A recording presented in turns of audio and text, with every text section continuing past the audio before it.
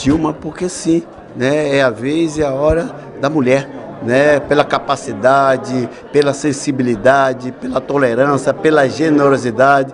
Isso tudo viaja no corpo de uma mulher. E a hora e a vez da mulher agora. Dilma, eu acho que adiantamos, demos passadas largas, tiramos milhares e milhares da margem da pobreza, colocamos, o Lula colocou milhões e milhões na classe média. Então, o Brasil hoje é reconhecido no mundo como um país que fala de cabeça erguida. Então, a Dilma é a continuação desse projeto e vocês vão se surpreender com a capacidade desta mulher. Ainda vai dizer, o Pitanga tem razão, o Pitanga tinha razão, porque eu acho que a hora e a vez é agora. A gente tem que votar na Dilma e depois, com certeza, aplaudir, aí cantar a todos os pulmões, com todos os pulmões.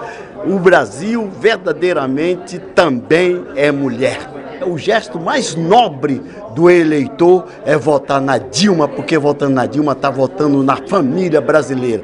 Dilma 13, presidente do Brasil.